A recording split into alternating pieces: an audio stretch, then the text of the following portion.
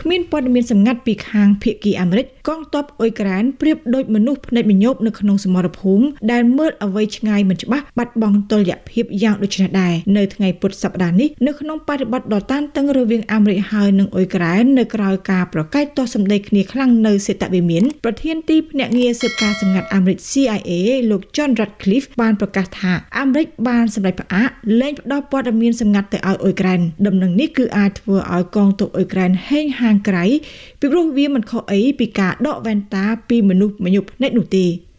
ដោយសម្រាប់ផ្អាកជំនួយយោធាហើយនឹងផ្អាកការចែករំលែកព័ត៌មានសម្ងាត់ជាមួយអ៊ុយក្រែនតើរដ្ឋបាលលោក Donald Trump កំពុងតែដាក់ពិន័យអ៊ុយក្រែនដែលមានប្រធានាធិបតីហ៊ាននិយាយតវ៉ាតឹងសរសៃកជាមួយនឹងលោកនៅសេតវិមានឬក៏យ៉ាងណា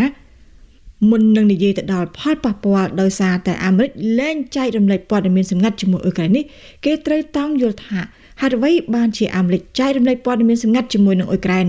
តើវាមានប្រយោជន៍ជួយអ៊ុយក្រែនអ្វីខ្លះជាប្រទេសមហាអំណាចយោធាដែលមានបច្ចេកវិទ្យានាំមុខគេ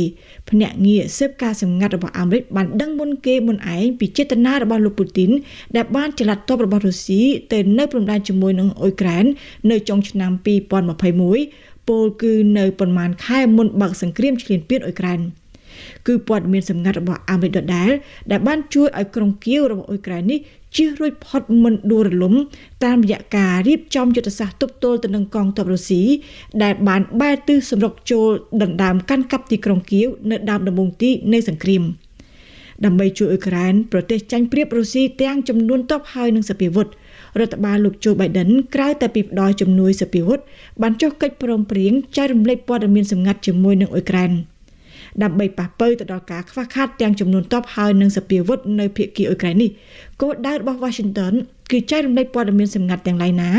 ដើម្បីឲ្យអ៊ុយក្រែនមានសមត្ថភាពទាំងការពារខ្លួនហើយនឹងវាយប្រហារចំគោលដៅដោយមិនខ្ជះខ្ជាយក្របសព្វាវុធនៅក្នុងយុទ្ធសាស្ត្រវាយប្រហារទៅលើកងទ័ពរុស្ស៊ីនៅលើដីគោកព័ត៌មានសម្ងាត់របស់អាមេរិកដែលផ្អែកទៅលើរូបភាពការរណបដែលមានសមត្ថភាពថតទម្លុះស្បែកពពកគម្របព្រៃឈើបានជួយឲ្យកងទ័ពអ៊ុយក្រែនដឹងជាមុនដឹងច្បាស់ពីទីតាំងទ័ពរុស្ស៊ីកន្លែងបាញ់ចេញមីស៊ីលហើយនឹងឃ្លាំងស្តុកទុកអាវុធរបស់រុស្ស៊ីនៅលើសមុទ្រខ្មៅវិញអាមេរិកបានផ្ដល់ព័ត៌មានគួរឲ្យជឿជាក់ស្ដីពីទីតាំងហើយនឹងគម្រោងប្រតិបត្តិការរបស់នាវាចម្បាំងរុស្ស៊ីដើម្បីជួយឲ្យអ៊ុយក្រែននេះអាចប្រើដ្រូនវាយប្រហារប្រកបដោយប្រសិទ្ធភាព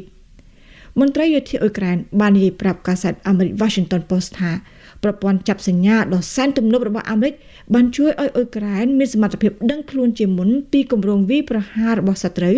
ជាពិសេសគ្រាប់មីស៊ីលរបស់រុស្ស៊ីអាមេរិកបានចែករំលែកព័ត៌មានសម្ងាត់ជាមួយនឹងអ៊ុយក្រែនដែលមានតាំងពីព័ត៌មានយុទ្ធសាស្ត្រតាក់ទងទៅនឹងគម្រោងការវាយប្រហាររបស់មេទ័ពរុស្ស៊ីរហូតទៅដល់ព័ត៌មានតាក់ទិកដែលបានជួយឲ្យអ៊ុយក្រែនគេចផុតពីប្រព័ន្ធរំខានសញ្ញាដ្រូនឬក៏មិនធ្លាក់ទៅក្នុងអន្ទាក់វាយប្រហាររបស់កងទ័ពរុស្ស៊ីជាដើមព័ត៌មានសម្ងាត់របស់អាមេរិកនេះមិនត្រឹមតែជួយឲ្យអ៊ុយក្រែនអាចចាប់សញ្ញាចល័តទ័ពរុស្ស៊ីនៅក្នុងសមរភូមិតែប៉ុណ្ណោះទេក៏ប៉ុន្តែវាជួយឲ្យអ៊ុយក្រែនអាចកំណត់ផ្ទាំងសៀបវាយប្រហារនៅក្នុងទឹកដីរុស្ស៊ីដោយទទួលបានព័ត៌មានពីភ្នាក់ងារសម្ងាត់អាមេរិកកងទ័ពអ៊ុយក្រែនអាចវាយប្រហារចំគោលដៅច្រើនមិនថានៅតំបន់អ៊ុយក្រែនដែលកងទ័ពរុស្ស៊ីចូលឈ្លានពាន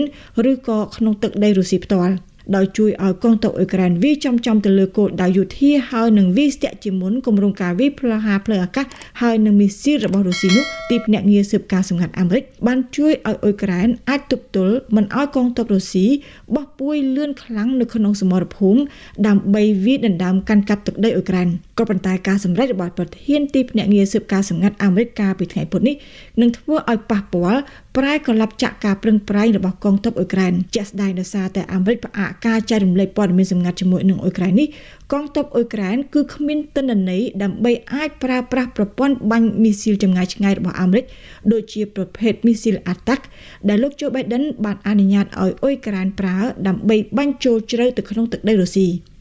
គ្មានព័ត៌មានសម្ងាត់ពីអាមេរិកអ៊ុយក្រែនមិនអាចប្រើប្រព័ន្ធខែលមីស៊ីលដើម្បីការពារដោយប្រសិទ្ធភាពទីក្រុងហេដ្ឋារចនាសម្ព័ន្ធពីការវាយប្រហារមីស៊ីលរុស្ស៊ីអាមេរិកផ្អាកការចែករំលែកព័ត៌មានសម្ងាត់ ដែលសំខាន់ណាស់សម្រាប់យុទ្ធសាស្ត្រធ្វើសង្គ្រាមរបស់អ៊ុយក្រែននេះគឺមានន័យស្មើទៅនឹងការបិទឆ័ត្រការពារហុចឱកាសឲ្យរុស្ស៊ីអាចវាយប្រហារគ្រាប់មីស៊ីលទៅលើអ៊ុយក្រែនបានដោយស្រួលហើយនឹងអាចសម្រុកចូលកាន់តែគៀកខ្សែប្រយុទ្ធជួរមុខនៅក្នុងសមរភូមិមន្ត្រីយោធាអ៊ុយក្រែនដែលធ្វើការផ្នែកស៊ើបការសម្ងាត់បាននិយាយប្រាប់កាសែតអាមេរិកថា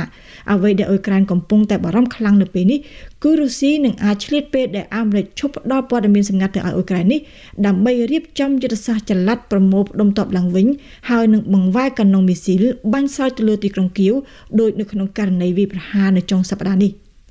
យោងតាមមន្ត្រីអ៊ុយក្រែនខាងលើអ៊ុយក្រែនដែលមានស្តុកមីស៊ីលរបស់អាមេរិកច្រើនសម្រាប់ប្រើប្រាស់រហូតដល់ពាក់កណ្ដាលឆ្នាំនេះគឺនៅតែអាចប្រើមីស៊ីលរបស់អាមេរិកដើម្បីវាយប្រហារទៅលើរុស្ស៊ីបើទោះបីជាគ្មានទទួលព័ត៌មានសម្ងាត់ពីអាមេរិកក៏ប៉ុន្តែការវាយប្រហារនោះគឺនឹងមិនប្រកាសជាត្រូវចំគោលដៅនោះទេ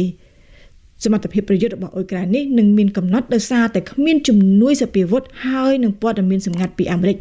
ទោះបីជាបារាំងចេញមុខធានាប៉ះប៉ូវអវត្តមានរបស់អាមេរិកចំណែកឯអឺរ៉ុបប្រឹងប្រែងសន្យាបន្តជួយអាវុធដល់អ៊ុយក្រែនក្តីអ៊ុយក្រែនដឹងច្បាស់ថាអ៊ុយក្រែនមិនអាចបន្តធ្វើសង្គ្រាមតទល់ទៅនឹងរុស្ស៊ីដោយគ្មានអាមេរិកដាច់ខាត